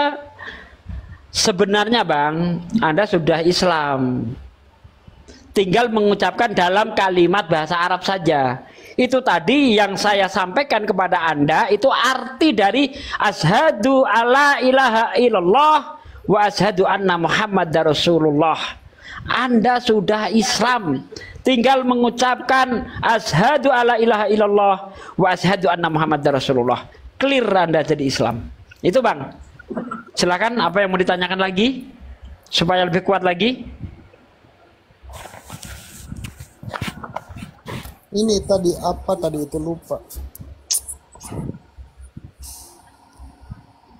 Ini betul nggak itu? Betul nggak itu? Ada kan saya kan pernah ini dengar juga dari teman Islam. Katanya Muhammad itu hebat katanya, bisa belah bulan. Ini cuma dengar juga perkataan sih. Ya mungkin dia Islam ya, mungkin sama kayak saya cuma Kristen aja yang minim ilmu. Jadi gini Bang, keajaiban Rasulullah itu banyak sekali. Membelah bulan itu hanya secuil dari keajaiban yang dilakukan Rasulullah atas izin Allah. Jadi gini, saya kasih tahu, keajaiban itu jangan hanya dimaknai yang sifatnya itu seperti sihir, orang mampu berjalan di atas air, menghidupkan orang mati. Bukan begitu, Bang. Keajaiban itu adalah kejadian yang luar biasa yang dilakukan oleh seseorang tanpa melalui proses belajar mengajar. Ya. Kalau dia misalnya bisa mengobati orang tapi dia itu dapatnya dari belajar, itu namanya bukan keajaiban. Betul? Betul enggak, Bang? Ya betul, Bang. Mukjizat sama gitu. Seperti Yesus. Ketika Yesus itu bisa menyembuhkan orang yang sakit kusta, kalau dia bisa menyembuhkan itu dia belajar, maka itu bukan keajaiban. Tetapi Yesus melakukan itu bukan dari belajar, makanya dibilang keajaiban. Namanya keajaiban yang dilakukan oleh seorang nabi itu sesuai dengan kaum yang dihadapinya. Ketika Musa menghadapi Fir'aun, yang dihadapi adalah tukang-tukang sihir, maka keajaibannya Musa mirip sihir. Tolong di-mute Lukman. Ya, betul enggak keajaibannya Musa mirip sihir, tapi bukan sihir ya. Keajaibannya Musa mirip sihir. Tongkat dilempar jadi ular. Mirip sihir enggak? Mirip-mirip, Bang, mirip, Bang. Tongkat dipukulkan ke laut, laut terbelah, mirip sihir enggak? Iya, mirip. Mirip sihir. Kenapa? Karena yang dihadapi Musa adalah tukang sihir. Keajaiban Yesus, karena yang dihadapi Yesus waktu itu orang-orang sakit dan orang-orang yang lagi giat-giatnya belajar tentang ilmu pertabiban, Yesus tampil tanpa melalui belajar, tanpa melalui bertapa, dia bisa menyembuhkan orang, bisa menghidupkan orang mati atas izin Allah. Itulah namanya mujizat. Betul ya? Nah, keajaibannya Rasulullah Nabi Muhammad SAW itu sepanjang zaman. Ketika Rasulullah masih bersama-sama kaumnya, pada saat itu kaum bangsa Arab itu sangat menjunjung, sangat mengidolakan syair. Ya, orang-orang yang bisa membuat syair terindah dilombakan, nanti syairnya itu ditempelkan ke Ka'bah. Tek. Ya, sampai tahun depan ada lomba lagi kayak gitu. Jadi kalau syair dia itu ditempelkan di Ka'bah dan dibaca banyak orang, itu merupakan suatu kebanggaan. Rasulullah tidak pernah sekolah, tidak pernah belajar syair, tidak pernah belajar sastra. Rasulullah membawa ayat suci Al-Quran yang lebih hebat daripada syair apapun. Makanya ada Al-Quran menantang kepada para penyair itu, wa in kuntum fi raibim mimman nazalna ala abdina fa'tu bisuratim mim mislih wada'u syuhada'akum min kuntum shadiqin fa ilam taf'alu walam taf'alu fatakun narolati wal kuduhanas wal hijarah uidat lil kafirin. Jika kamu ragu terhadap Al-Quran yang aku turunkan kepada hambaku Muhammad, coba kamu buat satu surah saja yang semisal Al-Quran. Ajalah semua penolong-penolongmu selain Allah kalau memang kamu benar. Bang, buatlah. Bisa nggak open cam aja, Bang? Open cam aja, Bang, biar terfokus gitu maksudnya. Oh, aduh, dituduh open cam saya. Ya, kalau jadi Al-Quran menantang seluruh manusia, bahkan boleh dibantu oleh Tuhan-Tuhan yang kau anggap hebat. Wada'u syuhada'akum min dunillah. ajaklah penolong-penolongmu selain Allah untuk membuat satu surah saja semisal Al-Quran, jika kamu benar, jika kamu mampu. Dan pasti, kata Allah, dipastikan oleh Allah, dan pasti kamu tidak mampu. Kalau kamu tidak mampu, maka persiapkan dirimu dengan api neraka yang bahan bakarnya dari manusia dan batu. Tantangan ini sudah 1400 tahun, Bang. Di dalam Al-Quran ada 3 ayat yang paling pendek, ada surah yang paling pendek isinya 3 ayat. Inna a'toinakal kausar fasoli li rabbika wanhar inna sani'aka huwal abtar. 3 ayat di dalam Al-Quran. Tantangan itu masih berlaku sampai sekarang. Silahkan Anda undang profesor-profesor bahasa untuk membuat 3 ayat semacam Al-Quran. 1400 tahun, 1400 tahun belum ada yang mampu membuat, belum ada yang mampu mengalahkan tantangan ini. Kalau itu bukan dari Allah, hanya tulisan tangan Nabi Muhammad, hanya karangan Nabi Muhammad, pasti sudah banyak yang bisa bikin ayat semacam itu. Betul enggak? Artinya apa tadi itu, Bang? Apa tadi itu minatoina itu? Hah? Itu ayat tadi yang dibilang Abang 3 itu, 3 ayat itu minatoina itu artinya apa, Bang? Aduh, nggak usah artinya lah, Bang. Itu inti, saya ingin mengatakan kepada Anda, ya, bahwa tantangan Al-Quran itu hanya 3 ayat saja, tidak ada yang mampu untuk menyaingi. Intinya itu, Bang. Kalau Anda ingin tahu artinya, nggak apa-apa juga deh ya. Di situ di Al-Quran dikatakan Inna a'toinakal kausar, ya. Di situ dikatakan maka mana sesungguhnya kami telah memberikan kepadamu nikmat yang besar. Inna a'toinakal kausar, ya. Fasolli li rabbika wanhar. Maka dirikanlah sholat, ya, karena Tuhanmu, dan berkorbanlah, ya. Inna sani'aka huwal abtar. Sesungguhnya orang-orang yang membenci kamu, dialah yang terputus. Begitu, Bang. Ya, Bang. Jadi itu gini, artinya. Bang, ini ini yang dibawa pada ngeluh. Mungkin. Kenapa? Bentar, izin bentar Ustaz Sugi, ini di YouTubeku yang Hijrah Khadijah ini udah kelamaan. Jadi teman-teman yang di Hijrah Khadijah ini aku mau tutup dulu. Jadi langsung pindah ke channel YouTube yang Natalia Iriani ya. Soalnya Natalia Irianinya masih lanjut live. Masih lanjut live ya. Jadi teman-teman dari Hijrah Khadijah bisa pindah nonton langsung ke Natalia Iriani. Tontonannya sama.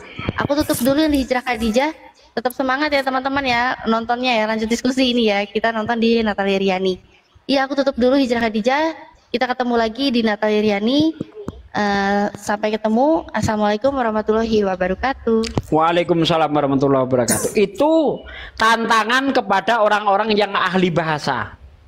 Nah, yang dihadapi Nabi Muhammad bukan cuma segerombolan orang, tapi sepanjang zaman. Yang dihadapi Nabi Muhammad juga para ilmuwan. Makanya ayat-ayat Al-Quran juga berbicara tentang ilmuwan. Banyak ilmuwan, walaupun Rasulullah sudah tidak ada, tapi mukjizatnya masih berlangsung sampai sekarang. Banyak ilmuwan di zaman sekarang takluk oleh Al-Quran dan akhirnya mengucapkan 2 kalimat syahadat. Kalau nabi-nabi terdahulu ketika nabinya meninggal, maka keajaibannya hilang. Ganti lagi nabi bawa mukjizat, nabinya meninggal, hilang. Lihat, keajaiban Nabi Muhammad adalah keajaiban masih berlangsung sampai sekarang.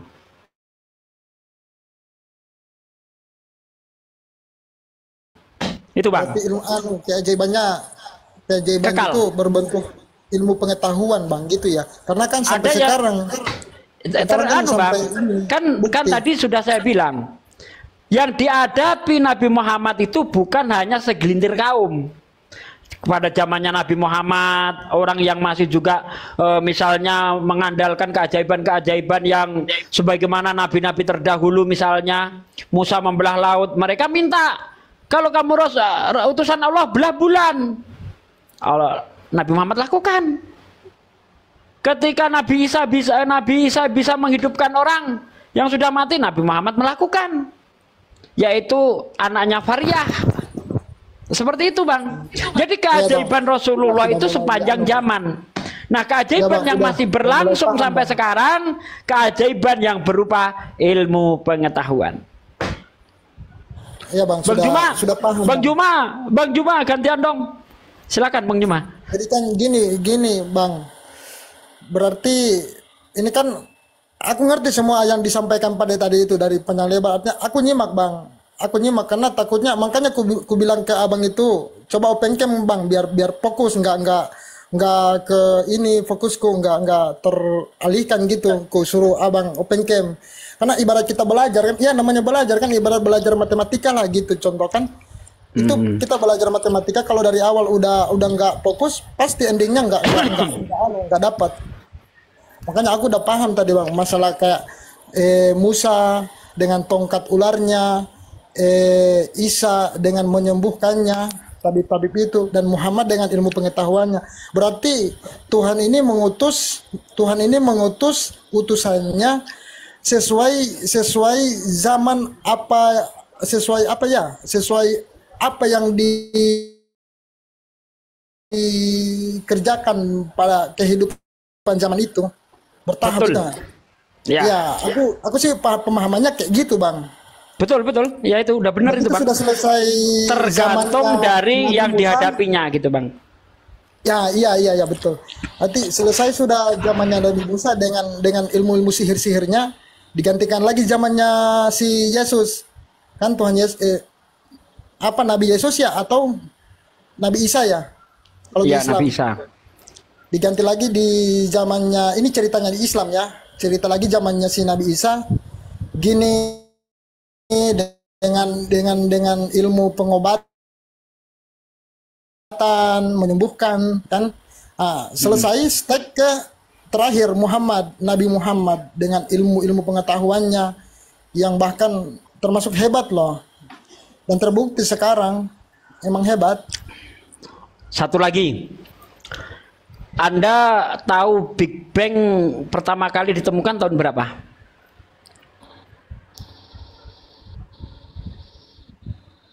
Nggak tahu bang. Tahun 1924 oleh seorang uskup namanya Lamitri. Ya, itu karena kenapa ini bisa menemukan? Karena alat sudah mulai canggih, udah ada teropong, ya kan, bisa mengamati benda-benda langit dan sebagainya. Dan teori Big Bang adalah teori yang paling disepakati oleh para ilmuwan. Itu teori Big Bang, karena memang kebenarannya seperti itu. Al-Quran sudah menjelaskan itu 1400 tahun yang lalu. Di mana itu? Surah Al-Anbiya ayat 30. Awalam yarol ladina kafaru anas samawati wal ardo kanat tarot kong fapatanahuma. Apakah orang-orang kafir?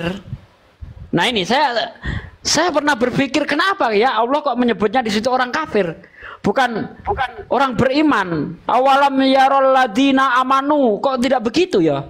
Yang disebut kok kafir ya? Ternyata Allah itu maha tahu bahwa yang akan melakukan penyelidikan, penelitian itu adalah orang-orang kafir. Penemu-penemu itu orang-orang kafir. Nah di situ Allah bertanya kepada orang-orang kafir itu. Yang menemukan Big Bang itu Allah bertanya di situ. Padahal 1400 tahun yang lalu jaraknya ya kan dengan ditemukannya Big Bang itu. Allah berkata kepada orang-orang kafir, awalam yarol ladina kafaru, Apakah orang-orang kafir, ya, awalam yarul ladina kafaru anas samawati wal ard, ya, anas samawati wal ardo kanat tarot kong fafatanahuma. Apakah orang-orang kafir itu tidak tahu bahwasanya dahulu langit dan bumi itu satu yang padu, lalu kami pisahkan di antara keduanya. Anda tahu Big Bang itu terjadi ledakan besar, bukan? Betul Bang ya? Ya betul Bang. Big Bang itu ya dari satu benda zat pijar yang sangat panas itu meledak, sehingga serpihan-serpihan itulah nanti membentuk nebula. Dari nebula lama-lama mengeras, terjadilah benda-benda langit. Kan begitu tuh teorinya waktu kita belajar. Al-Quran menjelaskan 1400 tahun yang lalu. Dari mana Rasulullah itu tahu? Apakah Rasulullah ngarang? Kalau ngarang, kenapa terbukti kebenarannya? Ada lagi, misalnya Allah berfirman, ya, Allah yang menciptakan dua macam air, ya, yakni yang satu segar, yang satu lagi asin, lagi pahit, kalau nggak salah begitu ya. Dan apabila air itu bertemu, mereka tidak dapat bersatu karena di antara keduanya ada barzak. Fenomena ini bisa kita lihat di lautan Gibraltar. Ada ribuan mil antara air tawar dan air asin ketemu, tidak menyatu Bang. Rasulullah nggak pernah tuh berlayar nyebrangin laut, kok tahu Rasulullah? Iya Tadi kan juga. sudah saya bilang, Rasulullah tinggal di padang gurun, bukan di laut. Dari mana Rasulullah tahu di dalam laut ada api, di dalam laut ada air tawar? Ya? Dari mana Rasulullah tahu? Kalau bukan dari Allah Subhanahu wa taala. Ya, Ya, Bang, oke, sip, Bang. Ini, Bang. keajaiban Al-Quran, kebenaran Al-Quran sudah saya sampaikan kepada Anda. Silahkan Anda mau terima monggo, tidak mau terima juga tidak apa-apa. La ikraha fidin. Tugas saya bukan untuk memasukkan Anda ke Islam. Tugas saya hanya menyampaikan hidayah itu Allah yang punya. Jangankan saya, Rasulullah aja tidak bisa memberi hidayah kepada pamannya. Ya Bang, gitu.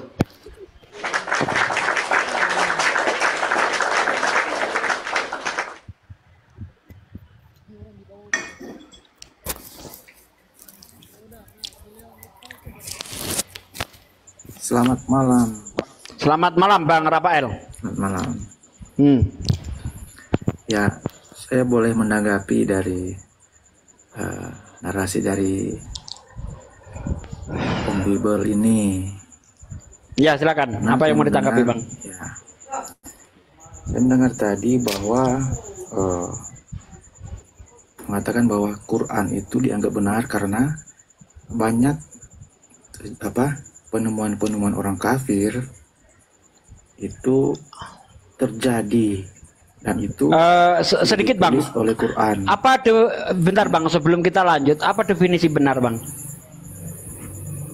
Benar itu artinya bukan salah. Benar itu artinya antara pernyataan dan kenyataan itu sesuai. Contoh nih, ya. Saya bilang ini pensil, saya benar apa salah? Salah. Ini pensil, salah. Kalau saya bilang ini korek, benar. Benar kan? Iya kan? Ini korek, benar kan? Ya, benar. Sesimpel itu cara membuktikan itu benar atau salah. Nah, yang disampaikan Al-Quran, antara yang disampaikan di Al-Quran dengan kenyataan benar atau salah? Ya, menurut yang saya dengar tadi, itu benar dari Bapak yang terangkan itu. Bapak membenarkan itu karena katanya kan semua yang dapat diteliti yang ilmiah itu sudah diterangkan di dalam Quran, kan gitu. Kemudian orang kafir menemukannya jauh hari sesudahnya. Nah, Ya, Saya boleh bertanya. contohnya Big Bang itu tadi, Ya. Bang. Ya, betul. Kalau boleh saya memberikan tanggapan mengenai penjelasan Bapak tadi, berarti Quran mencari pembenaran itu dari pikiran-pikiran orang kafir. Bisa dikatakan begitu ya, bahwa Quran mencari pembenarannya dari... Kok mencari pembenarannya sih? Izin Casugi izin Bang Rafael, kalau mau stand up comedy itu di Metro TV daftar. izin dulu Ustaz Sugi ya. Kalau mau izin teman-teman, kalau mau stand up comedy ini Komal diskusi lintas agama akademis berdasarkan data bukan logikal falase. Kalau mau stand up comedy lawak itu nanti kamu bisa jalan-jalan ke Trans Studio, Metro TV dan lain-lain, kau bisa daftar di sana, kau jadi pelawak. Sekarang Bang, sekarang yang perlu Anda pikirkan, Kan gitu, apakah Bible bisa dibuktikan dengan ilmu pengetahuan? Itu yang harus Anda pikirkan. Bukan Anda mengkritik yang sudah terbukti kebenarannya. Bukan mengkritik, Coba. saya menanggapi. Aduh. Saya Lisa, tolong di mute. mencari Sekarang gini loh, pikiran orang kafir. Bukan. Itu kan? Kalau Al-Quran mencari kebenaran dari pikiran orang kafir menyatakan dahulu, baru Al-Quran ditulis. Itu baru mencari kebenaran dari orang kafir. Justru sebaliknya, orang kafir itu mengetahui kebenaran itu dari Quran. Jangan dibolak-balik. Orang kafir kan tidak baca Quran. Ketika dia menemukan itu, mereka tidak baca Quran. Justru Mereka ketika orang kafir dia tidak beriman kepada Quran. Saya kasih tahu Bang, Nah, kemudian justru Bapak- ketika dia kemudian Bapak bentar mencocokkan. Bang, kok Begitu. mencocokkan itu kalau mencocokkan itu kadang benar kadang salah, itu baru mencocokkan. Apakah ada tadi yang salah Kan Anda membenarkan. ayat-ayat Al-Quran dengan ilmu pengetahuan? Ada yang salah? Ya, anggaplah tidak yang salah. Tetapi kan Tidak ada yang Bapak salah. Kalau mencari tidak ada yang salah, itu dari Tuhan mencari atau bukan? kebenaran dari Waduh, Ya, berarti kan Bapak kembali mencari ini kebenaran dari logikal pikiran orang falasi. kafir, gitu. Seharusnya Anda itu Bukan mikir logikal falasi, kenapa kan? kitab Anda itu Inilah ketika maka saya bicara berpikir. ilmu pengetahuan salah semua. Seharusnya Anda mikir, kenapa kitab Anda ketika bicara ilmu pengetahuan salah semua, nggak ada yang benar. Tunjuk satu ayat di dalam kitabmu yang sesuai dengan ilmu pengetahuan. Saya tantang Anda. Ayo. Oke, tapi begini. Tunjuk. Kalau memang Quran itu sesuai dengan kalau memang Quran itu Al-Quran sesuai sudah dengan terbukti ilmiah, kebenarannya nih, sesuai dengan ilmu pengetahuan. Sekarang mari kita melakukan perbandingan. Tunjuk satu ayat di dalam Bible yang sesuai dengan ilmu pengetahuan. Matahari hadir hari keempat, tumbuhan tumbuh di hari ketiga. Benar apa salah itu? Ayo. Maksudnya begini. Tapi ada loh. Matahari. Pernyataan Quran yang tidak sesuai dengan ilmu, dengan apa? Dengan ilmiah. Ada Apa? pernyataan Quran yang tidak sesuai Apa? dengan ilmiah itu. Apa? Yaitu bumi datar. Di mana Hamparan. ada bumi datar dalam Apakah Quran? Mana ayat? Mana ayat? Kan itu Mana hamparan. ayatnya? Ya, Bumi mana datar ayatnya? hamparan kan? Oke, saya Jadi kalau dikatakan hamparan, Nah, ini berarti datar. Berarti Tuhanmu mengatakan juga bumi datar. Karena Tuhanmu mengatakan, akulah yang menghamparkan bumi seorang diri. Yesaya 44 ayat 24. Berarti bumi datar menurut Bible. Hah? Yesaya 44 ayat 24 Tuhan berkata, akulah yang menciptakan langit dan yang menghamparkan bumi seorang diri. Berarti bumi datar menurut Bible. ini ya. Jawab. Anda jangan standar ganda Anda tadi mengatakan ketika bumi itu dihamparkan, lalu Anda mengklaim Al-Quran mengatakan bumi datar. Di dalam kitabmu, Tuhanmu Iya, juga saya mengatakan jawab dulu. bumi datar. Gimana itu? Ayat berapa? Ayat berapa? Yesaya 44 ayat 24. Saya baca ya, Yesaya 44. Yesaya 44. 24. Banyak loh ayatnya di Bible. Banyak. Loh, beserak loh. Itu salah satu itu. Bahkan kalau kita lihat di dalam kitab Yesaya 40, itu Tuhan itu bumi itu seperti kancing baju. Tuhan bertahta di atas lingkaran bumi. Iya, saya jelaskan dulu. Ya, kami kan tidak membenarkan kitab kami dari yang ilmiah Bukan itu. masalah itu. Nah, ini kan Quran. Iya, Bukan ini masalah Quran itu, kan mencari Bang. pembenaran Anda tadi berarti Anda mau mengakui tidak bahwa Iya. kitabmu itu mengatakan bumi datar? Yang berarti ada ketidakcocokan antara Quran, Alkitab kami, dan ilmu pengetahuan. Oh, Anda salah. Saya belum menerangkan soal Quran. Oke, saya terangkan soal Quran. Oke, saya terangkan soal Quran. Diam dulu. Saya terangkan soal Quran. Wal ardo ba'da dalika dahaha. Dan setelah itu bumi kami hamparkan. Ingat, Quran bukan bahasa Indonesia. Justru ketika Tuhan berkata wal ardo ba'da dalika dahaha, Al-Quran menyebutkan dengan persis bahwa bumi itu seperti telur burung unta. Karena kata dahaha dari kata duya yang artinya bulat sebagaimana bulatnya telur burung unta.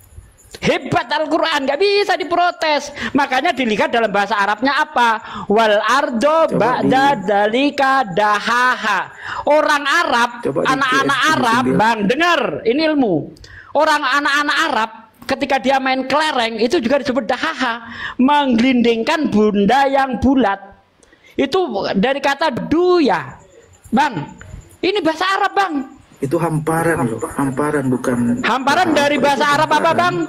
Hamparan dari bahasa Arab apa, Bang? Ya, 79 ya 30 juga. Saya tanya hamparan dari bahasa Arab apa, Bang? Jawab. Hamparan dari bahasa Arabnya apa, Bang? Jawab. Bagaimana kalau kita lihat tafsirnya saja? Bang, hamparan dari bahasa Arab apa, Bang? Tafsir apa yang mau kamu tunjukkan? Tafsir apa? Apa tafsir apa? Kan tentang burung unta, telur burung unta. Betul enggak tafsirnya seperti itu? Lah, dari kata duya. Atau tafsir Anda saja. Oh, tafsir Anda saja. Gimana? Anda ngerti bahasa Arab tidak? Anda ngerti bahasa Arab enggak? Saya kan berdasarkan tafsir. Nah, tafsir apa yang kamu baca? Mana tafsir apa yang kamu baca? Tafsir apa yang kamu baca? Kalau kita baca coba tafsir apa yang kamu baca? Tafsir apa? Dan bumi sesudah itu dihamparkannya. Dalam hamparan dari bahasa Arab apa?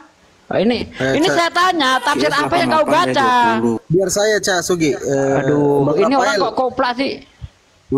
Bang Rafael, Al-Quran itu tidak sama dengan Bible Anda yang seenak udel kita terjemahkan. Ya. Dengarkan Bang Rafael ya. Al-Quran Nur Karim itu murni firman Tuhan, sedangkan kitab suci Anda yang kalian anggap kitab suci itu, mohon maaf ya, karena terlalu mudah diterjemahkan kemana-mana. Makanya ada yang namanya Jesus Only, Trinitas, ada yang Advent, ada yang ini, ada yang itu, banyak denom. Karena kenapa? Karena terjemahannya itu pemaknaannya ratusan pemaknaan. Satu dalil itu sampai puluhan pemaknaan. Makanya denominasi itu banyak. Jadi Al-Quran dengan Bible Anda itu tidak bisa Anda samakan dengan berdasarkan terjemahan. Anda mesti mengetahui standar bagaimana cara memaknai Al-Quran itu. Karena kalau hanya modal terjemahan itu, ya memang kalian kan umat terjemahan. Al-Quran itu punya 15 basic dasar keilmuan. Tidak mencari pembenaran. Enggak sembarangan. Bentar dulu bro ya, dengar dulu ya, biar pintar. Ini kan mau belajar. Bang Zuma kalau sudah monitor silakan masuk ya Bang Zuma ya. Ini Bang Rafael ini kayaknya agak Rafael, sedikit ada gangguan. Bang. Ya, gimana Bang? Ya begini, tapi kan kami tidak mencari pembenaran dari bentar Bang ya, bentar ya. Bang Rafael, karena kitab Anda itu cacat. Banyak saya yang bilang yang mengatakan bumi itu datar. Nggak ada. Jadi gini Bang, di Al-Quran itu tidak ada datar dalam Quran. Saya bisa mana ayatnya? Nggak ada di situ dikatakan datar Bang. Jangan nambah-nambah kau. Jadi ayat itu menerangkan. Hamparan itu apa? Aduh, diem dulu. Makanya saya jelaskan, diem. Jadi kenapa di situ Allah itu? Aduh, ini noise tolong di mute dong. Jadi gini, Allah itu ya menyatakan apa yang sesuai penglihatan manusia. Tidak mungkin Allah akan mengatakan bumi itu bulat sementara yang dilihat manusia adalah hamparan. Ya, apakah hamparan itu berarti datar? Tidak. Anda meletakkan sesuatu di tempat yang bulat, menghamparkan karpet, itu juga disebut hamparan. Gitu loh. Tapi perlu kita ingat, dalam bahasa Arabnya dari kata dahaha, dari kata duya, yang artinya bulat sebagaimana bulatnya telur burung unta. Gitu loh. Kalau Anda ngeyel, Anda harus ngerti bahasa Arab baru bisa ngeyel sama saya. Kalau enggak, diem. Kalau menurut Anda saya salah bahwa duya itu bukan telur burung unta, apa artinya kata duya? Nah, itu baru debat kita. Hah? Dahaha dari kata apa, Bang? Kalau Anda mau ngeyel, Ini tafsir karena dari